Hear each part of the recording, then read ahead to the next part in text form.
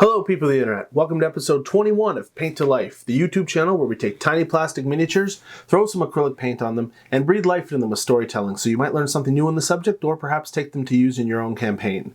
This is the first of a 2-episode storyline where we are going to cover the two dragon gods, the lawful good god Bahamut and the lawful evil goddess Tiamat.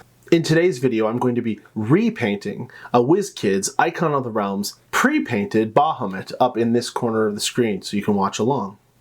If this is your first time here to Paint to Life, welcome. If you enjoy my content, please like, share, and subscribe. If you're a returning face to the channel, welcome back, friend. As my good friend Forf always used to say, less chat, more hat. I'm Atank, let's get painting.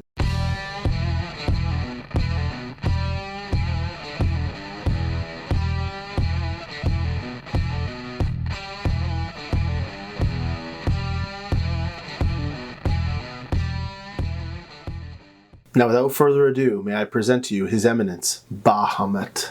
Bahamut was a platinum dragon and the patron deity of all metallic dragons. His natural form was a massive dragon approximately 180 feet long with a tail the same length as his body, with platinum scales tougher than any shield, said by some to be virtually indestructible, which glowed with a faint blue sheen, and blue eyes, the exact color of which would shift and vary based on Bahamut's mood.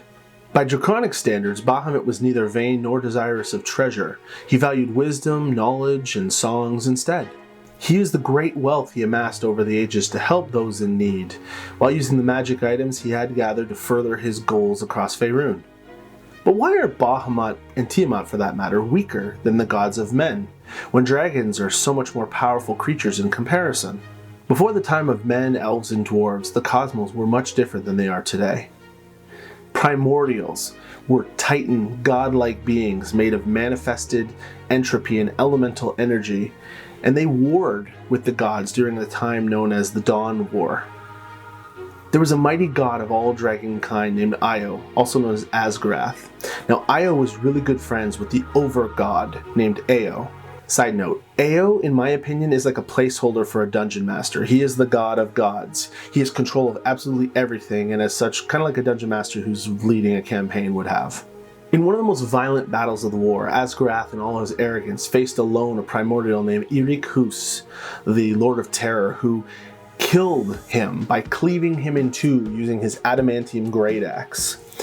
Now, from the corpse, two new dragon deities arose. The one, a platinum-scaled Bahamut, having inherited his father's noble traits, such as compassion, sense of justice, and love for all creation. The other, a 5-headed dragon named Tiamat, which exemplified Io's negative traits like megalomania, envy, and avarice. Irikhus didn't even have time to celebrate his victory over Asgarath before the two new siblings in unison attacked and tore him to pieces. Before his titan body even hit the ground, the two new draconic deities had already started fighting each other, instinctively hating what the other one represented. At the end of their titanic clash, Bahamut stood as the clear victor, sparking a grudge that Tiamat bears to this very day. Now, some scholars theorize that if Bahamut and Tiamat could put aside their differences and actually breed, their child would be transcendent. It would ultimately correct the balance of gods and deities, moving them away from the mortals and back towards the dragon's favor. However, when followers of Bahamut and Tiamat meet up on the battlefield, if their relationship is any indicator of their patrons' feelings towards one another, that's not surely to happen for any time soon.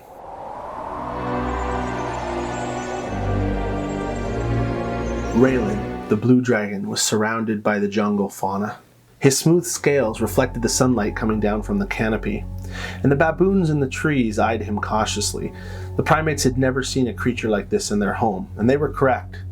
Raylan was in hiding from the rest of his kind from a nearby desert. Over the last few weeks, all dragons had grown agitated and more aggressive, and the sickly, yellow-bellied, coward Raylan was an easy target and likely wouldn't survive an attack. You see, their aggression was caused because their goddess Tiamat had not been showing herself to them in their dreams as they had always done since their lives began, and her followers, called the Cult of the Dragon, had lost contact with her, and thus all of their divine powers along with it. Suddenly, a platinum-scaled dragonborn broke through the trees into Raylan's clearing. His sudden appearance scattered all of the baboons, as well as Raylan, who fled. Now, upon realizing that the creature only stood the height of a man and appeared to be no threat, Raylan returned. When speaking to the dragonborn, he responded only by opening and closing his mouth quickly, letting radiant light emit from his mouth in bright flashes. Now, Raylan had never seen a creature like this before, but he was hungry and didn't appear to pose a threat. So, he let loose his lightning breath to kill this platinum stranger. The lightning rolled across the dragonborn's scales and bounced right back, striking the blue dragon square in the jaw and knocking him off of his feet. Shocked and surprised, Raylan decided it would be best that he flew this wanderer to a great ancient dragon who lived for millennia far to the northwest for answers. So he picked him up in his claw and departed. Now, after landing in this wise creature's forest and spending a week, he had no luck finding the great green dragon known as Mobius. So, instead, Raylan knew to fly north, beyond the spine of the world, to where the Sea of Ice was, so that he might find a white dragon that would be capable of tracking Mobius down.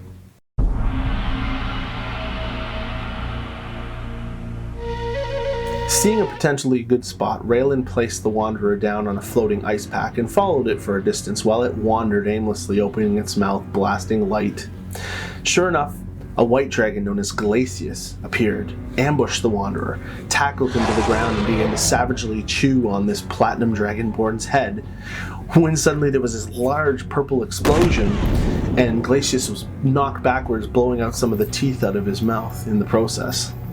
Now, Raylan the Blue explains to Glacius what this is, what he's doing, and he's looking to find Mobius for more information. Glacius is intrigued by this wanderer and agrees to help. So the two of them with the wanderer head back down to the forest to seek out Mobius.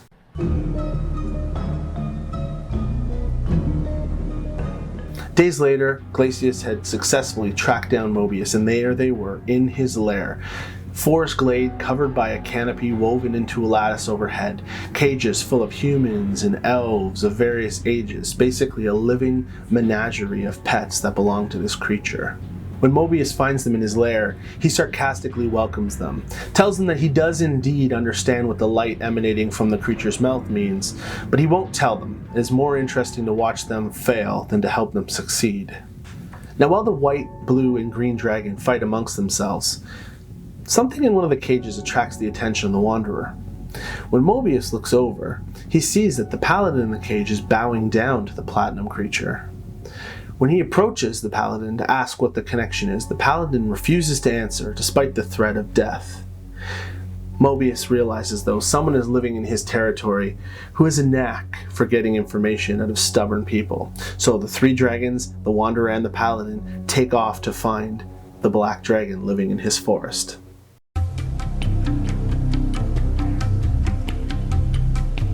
The cruel-tempered and vicious Blackheart does not take kindly to her nap being interrupted when they arrive.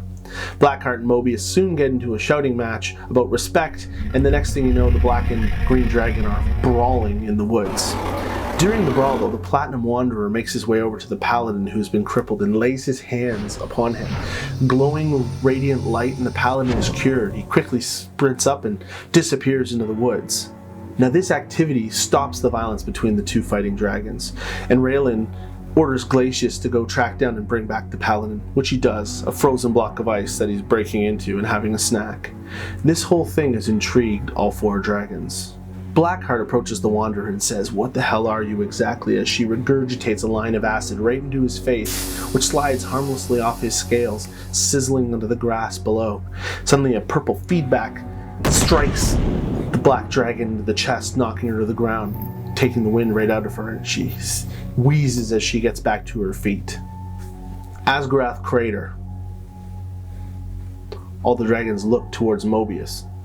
He's using the light to spell out Asgarath Crater. It's some kind of visual language. And also, I believe that he is some kind of pseudo-avatar of Bahamut. The other dragons retch at the sound of that name said aloud. "Well, let's go to Asgarath Crater," says Raylan. The four dragons and the mute avatar of Bahamut arrive in Asgarath Crater, which is named for the crater that was formed when Asgarath was fell, and for the volcano inside the crater that was formed when Tiamat escaped from her first battle against Bahamut. As they all begin to look around for clues, a loud roar can be heard from the volcano in the distance. This is Belreich the Red's territory, says Blackheart.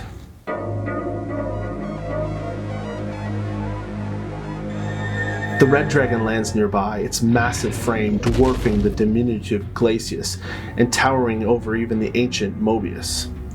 The 4 chromatic dragons bow their heads as a sign of respect to the red's power. Belreich says, "I dreamt you would come, with this platinum abomination in tow." Blackheart then says, "Is it truly Bahamut, patron god of our enemies, the metallic dragons? How can we destroy him? I can think of a way, but I don't think we should." Why the hell not? Because what if our goddess Tiamat is now walking amongst us as well? Potentially she could have fallen in the hands of our enemies. And if they're holding her and come looking for him, well, we better have him alive to trade.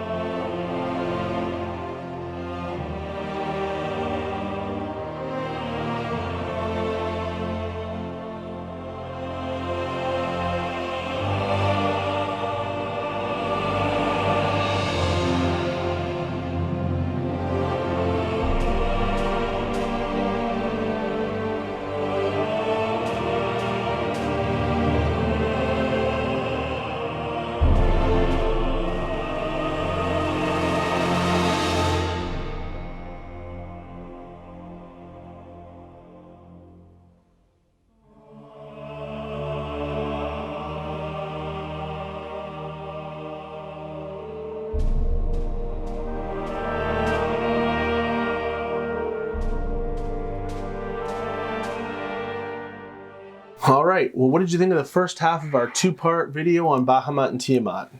Here's Bahamut for the shelf. Next week we'll have Tiamat to join them.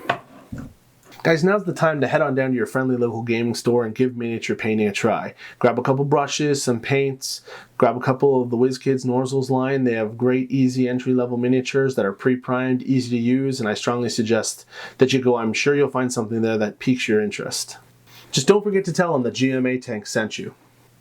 You can check my website out at painttolife.com. As well, my Instagram account is there where we have a work in progress Wednesday so you can see what I'm working on midway through the week. Guys, I release new story and lore videos every Saturday with the subsequent painting video coming out the Tuesday afterwards. Although I'm not really sure how many people are going to want to paint over their pre-painted miniature, but I had a really good time and I think the results were pretty awesome. So make sure you share my content, subscribe, click the bell, help grow the channel. I much appreciate it. That's all I have for you guys tonight. Everyone stay safe, hope your family's healthy, and wash your hands, people. We'll see you next week.